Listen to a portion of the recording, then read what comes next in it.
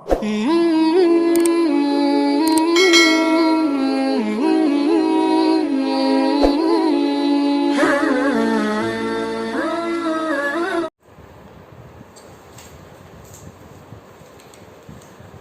لله رب العالمين والصلاة والسلام على سيدنا ونبينا محمد وعلى آله وأصحابه أجمعين أما بعد فقد قال الله تبارك وتعالى في القرآن الكريم أعوذ بالله من الشيطان الرجيم بسم الله الرحمن الرحيم ربنا عليك توكلنا وإليك أنبنا وإليك المصير ربنا لا تجعلنا فتنة للذين كفروا واغفر لنا ربنا إنك أنت العزيز الحكيم. محترم ناظرین، اس وقت کا موضوع حضرت ابراہیم علیہ السلام کی دعاؤں کا بیان ہے، دعاؤں کا تذکرہ ہے۔ انبیاء کرام علیہ السلام کی بہت ساری دعائیں قرآن کریم میں منقول ہیں۔ سورہ ابراہیم کی آیت نمبر 35 سے لے کر آیت نمبر 41 تک جو ایک رکوع ہے، اس میں صرف حضرت ابراہیم علیہ السلام کی دعاؤں کا بیان ہے۔ پہلی دعا ہے وَإِذْ قَالَ إِبْرَاهِيمُ رَبِّ اجْعَلْ هَذَا الْبَلَدَ آمِنًا وَاجْنُبْنِي وَبَنِيَّ أَن نَّعْبُدَ الْأَصْنَامَ۔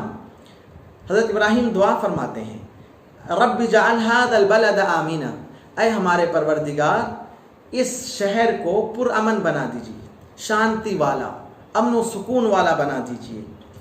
وَاجْنُبْنِي وَبَنِيَّ أَن نَّعْبُدَ الْأَصْنَامَ، اور مجھے اور میری اولاد کو بت پرستی سے بچائیے۔ یہ دونوں ہی عظیم دعائیں ہیں۔ حضرت ابراہیم علیہ السلام مکہ کے لیے دعا کر رہے ہیں، امن و شانتی کے لیے۔ ظاہر ہے کہ وہاں فساد نہیں ہو رہا تھا، وہاں ظلم و زیادتی بھی نہیں تھی، اس لیے کہ وہاں آبادی ہی نہیں تھی، تو وہاں پر فساد اور ظلم و زیادتی کا کوئی مطلب نہیں ہے۔ لیکن وہ دعا کر رہے تھے اے اللہ اس شہر کو بسائیے اور بسانے کے بعد اس میں امن و شانتی کو قائم رکھیے۔ کیا یہ دعا ہمارے لیے نمونہ نہیں ہے کہ ہم تو ایسی جگہوں پر رہتے ہیں جہاں پر شر ہے، فساد ہے، لوگوں میں خوف ہے، ڈر ہے، ظلم و زیادتی ہے، ناانصافی ہے، اور لوگوں کے ساتھ بہت زیادہ ایک ایسا ماحول ہے جہاں پر ایک انسان کو اپنی زندگی گزارتے ہوئے خوف کی کیفیت محسوس ہوتی ہے۔ یہ صرف اس ملک کی بات نہیں ہے، جہاں جہاں بھی مسلمان جن ممالک میں رہتے ہیں اور جہاں جہاں بھی آج پوری انسانیت خوف کے سائے میں، ظلم و زیادتی کے سائے میں، ڈکٹیٹرشپ کے سائے میں، تو ان حالات میں مسلمانوں کو یہ دعا تو خاص طور سے کرنے کی ضرورت ہے کہ اللہ اس ملک کو امن و شانتی والا بنائیے، یہاں پر امن و انصاف کو قائم کیجئے، عدل کو قائم کیجئے، لوگوں کے درمیان جو اونچ نیچ ہے، جو ظلم و زیادتی ہو رہی ہے، اے اللہ اس کو ختم فرمائیے۔ یہ دعا بھی ہمیں اہتمام سے کرنے کی ضرورت ہے۔ دوسری دعا وَاجْنُبْنِي وَبَنِيَّ أَن نَّعْبُدَ الْأَصْنَامَ، کہ اے اللہ مجھے اور میری اولاد کو بت پرستی سے بچائیے۔ سبحان اللہ، کیسی عظیم دعا ہے کہ اے اللہ مجھے اور میری اولاد کو بت پرستی سے بچائیے۔ ابراہیم اور بت پرستی، کیا یہ خیال بھی کیا جا سکتا ہے؟ کیا کسی دماغ میں اس کا تصور بھی آ سکتا ہے کہ وہ ابراہیم جس نے توحید کے لیے پوری دنیا کی مخالفت مول لی، باپ کی مخالفت مول لی، قوم کی مخالفت مول لی اور بادشاہ کی مخالفت مول لی، اپنا ملک چھوڑنا پڑا، گھر بار چھوڑنا پڑا انہیں، وہ ابراہیم جو اپنے زمانے میں توحید کا شعار تھے، توحید کی شناخت تھے، جو توحید کے علم بردار تھے، کیا اور وہ ابراہیم جن کی اولاد میں اللہ نے نبوت رکھی، اسماعیل نبی، اسحاق نبی، پھر ان کی اولاد میں یعقوب نبی، پھر ان کی اولاد میں حضرت یوسف نبی، پھر ان کی اولاد میں انبیاء بنی اسرائیل کا پورا سلسلہ، پھر حضرت اسماعیل علیہ السلام کی اولاد میں تو کیا وہ ابراہیم، کیا یہ خیال کیا جا سکتا تھا کہ ان کی اولاد، خاص طور سے جو صلبی اولاد، قریبی اولاد ہے، وہ بت پرستی میں مبتلا ہو جائے گی؟ ناممکن ہے یہ چیز۔ لیکن اس کے باوجود ابراہیم علیہ السلام دعا میں اپنے کو شامل بھی کر رہے ہیں، مجھے بت پرستی سے بچائیے، میری اولاد کو بت پرستی سے بچائیے۔ سبحان اللہ، ہم جس ملک میں رہ رہے ہیں ہمارے پاس ہر وقت یہ خطرہ موجود ہے، ہر وقت یہ خطرہ موجود ہے، اور جو سازشیں کی جا رہی ہیں، جس طرح گھیرا بندیاں کی جا رہی ہیں، جو تہذیب آج ذہن و دماغ میں ڈالی جا رہی ہے، چاہے وہ درس کے ذریعے سے ہو یا مختلف پروگراموں کے ذریعے سے ہو، ان تہذیبوں نے یہ خطرہ پیدا کر دیا ہے ارتداد کا۔ پتہ نہیں کہ ہم کہاں رہیں گے، ہمارا آخری انجام کیا ہوگا، اور ہماری اولاد کس کی پوجا کرے گی، اور وہ کس راستے پر چلے گی، وہ بت پرست ہو جائے گی یا نہیں ہو جائے گی۔ ان حالات میں یہ خطرہ ہمارے لیے تو ہر وقت موجود ہے، لیکن یہ دعا ہم نے شاید ہی کبھی کی ہوگی، یہ دعا ہم نہیں کرتے۔ یہ دعا حضرت ابراہیم علیہ السلام نے کی اور ہم اس کو نہیں کرتے۔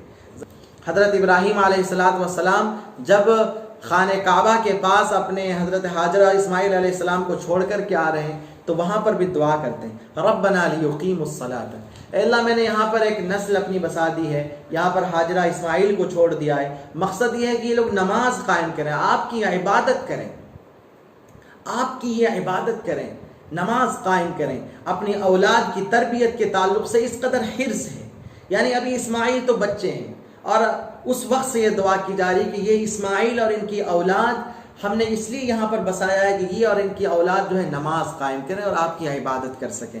ظاہر ہے اولاد کی تربیت کی یہ فکر ہوتی ہے، اور آگے دینی ضروریات، دنیاوی ضروریات کے لیے بھی دعا کی انہوں نے کہ وَارْزُقْهُم مِّنَ الثَّمَرَاتِ، انہیں کھلائیے پلائیے۔ اور یہ دعا جو ہے سورہ بقرہ میں بھی آئی ہے کہ وَارْزُقْ أَهْلَهُ مِنَ الثَّمَرَاتِ، کہ اللہ ان کو جو ہے ان لوگوں کو پھل فروٹ دیجئے، ان کے رزق کا بندوبست کیجئے، اس لیے کہ یہاں تو آبادی نہیں ہے، یہاں پر کھیت نہیں ہے، یہاں پر باغات نہیں ہیں، یہ کہ لوگ کیسے کھائیں گے پیئیں گے، آپ اس کا بندوبست فرمائیے۔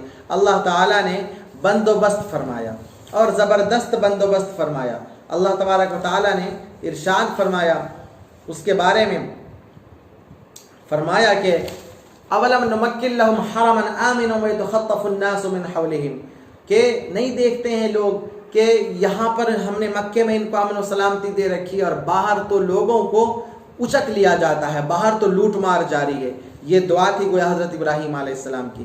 آگے وہ دعا جس کا تذکرہ کیا جا چکا کہ رب اجعلنی مقیم الصلاۃ ومن ذریتی، اے میرے پروردگار مجھے بھی نماز کا پابند بنائیے اور میری اولاد کو بھی نماز کا پابند بنائیے۔ ربنا وتقبل دعا، اے اللہ ہم میری دعاؤں کو قبول فرمائیے۔ یعنی یہ دعا ہے، اپنے لیے بھی اہتمام سے دعا کی جا رہی ہے، یعنی وہ کام جو ہم فرض کے طور پر کرتے ہیں، نماز ہم ظاہر ایک فرض ہے ہمارے اوپر اور ہم اس کو کرتے ہیں، اس کے لیے بھی اللہ تعالیٰ سے توفیق مانگنے کی ضرورت ہے، اور ان دعاؤں میں اپنی اولاد کو خاص طور سے شامل کرنے کی ضرورت ہے۔ ربنا وتقبل دعا، اے اللہ میری دعائیں قبول فرمائیے۔ ایک دعا اور وہاں پہ نقل ہوئی، ربنا اغفر لی ولوالدی وللمؤمنین یوم یقوم الحساب، کہ اللہ مجھے معاف فرمائیے، میری مغفرت فرمائیے اور میرے والدین کی مغفرت فرمائیے۔ ظاہر ہے اپنی مغفرت آپ کو سمجھ میں آ رہی، والدین کی مغفرت یہ والدین کا حق ہے، والدین کے لیے مغفرت کی دعا کرنا، ان کے لیے رحم طلب کرنا یہ والدین کا حق ہے، یہ زندگی میں بھی دعا ہونی چاہیے اور آخرت میں بھی، ان کے انتقال کے بعد بھی دعا ہونی چاہیے۔ وَلِلْمُؤْمِنِينَ يَوْمَ يَقُومُ الْحِسَابِ، اور سارے اہل ایمان کو معاف فرما دیجئے قیامت کے دن جب حساب و کتاب قائم ہو۔ دعا کو عام کرنا چاہیے، دعا کو کبھی محدود نہیں کرنی چاہیے، دعا کو اپنے لیے بھی کریں، اپنے گھر والوں کے لیے کریں، تو پوری امت مسلمہ کو دعا میں شامل کرنا چاہیے۔ یہی انبیاء کا طریقہ ہے۔ آپ نبی کریم صلی اللہ علیہ وسلم کی دعاؤں کو دیکھیں، حضرت ابراہیم کی دعاؤں کو دیکھیں، دیگر انبیاء کی دعاؤں کو دیکھیں گے تو یہ عموم نظر آئے گا۔ دعا کو کبھی بھی اپنی ذات کے ساتھ مخصوص نہیں کرنا چاہیے۔ حضرت ابراہیم علیہ السلام کی چند دعائیں ذکر کی گئی ہیں سورہ صافات، سورہ شعراء کے اندر بھی ذکر کی گئی ہیں۔ وہاں پر ذکر دعاؤں میں سے وہاں جو دعائیں کی گئی ہیں ان میں یہ ہے وَلَا تُخْزِنِي يَوْمَ يُبْعَثُونَ، کہ اے اللہ مجھے رسوا نہ کیجیے، جب قیامت قائم ہو تو مجھے رسوا نہ کیجیے، جس دن لوگوں کو اٹھایا جائے گا۔ وہاں کی چند دعاؤں کا تذکرہ ہم پہلے کر چکے ہیں۔ وَلَا تُخْزِنِي يَوْمَ يُبْعَثُونَ، اے اللہ قیامت کے دن مجھے رسوا نہ کیجیے۔ یوم لا ينفع مال ولا بنون، جس دن نہ مال کام آئے نہ اولاد کام آئے گی، الا من اتى اللہ بقلب سلیم، اس دن تو وہی کامیاب ہوگا جو اللہ کے پاس صحیح سالم دل لے کر کے آئے گا۔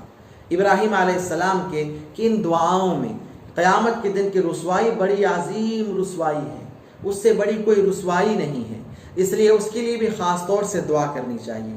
وہاں پر سارے لوگ اللہ تبارک و تعالیٰ کے سامنے کھڑے ہوں گے، پوری انسانیت کے سامنے حساب و کتاب کا منظر ہوگا۔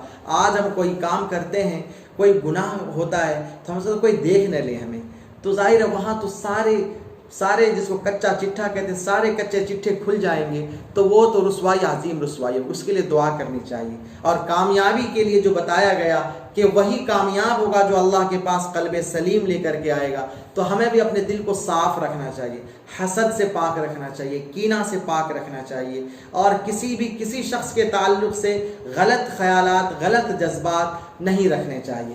ہر ایک کے لیے ایسا بننا چاہیے جیسے کہ خوشبودار کوئی گلاب پھول ہوتا ہے، پھول کی طرح رہنا چاہیے، مسکرانا چاہیے، خود بھی خوش رہنا چاہیے، دوسروں کو بھی خوش کرنے کی کوشش کرنی چاہیے، اور دوسروں کی زندگی میں بھی خوشیاں بکھیرنے کی کوشش کرنی چاہیے۔ یہ دعائیں حضرت ابراہیم علیہ السلام کی ان چند دعاؤں کا یہ سبق آموز پہلو ہیں جن کا ہمیں اہتمام کرنا چاہیے۔ اللہ تبارک و تعالی ہم سب کو اپنی مرضیات پر چلائے، ایمان کے ساتھ اور اعمال صالحہ کے ساتھ زندہ رکھے، اور ایمان پر ہی خاتمہ فرمائے۔ ربنا تقبل منا انک انت السمیع العلیم وتب علینا انک انت التواب الرحیم۔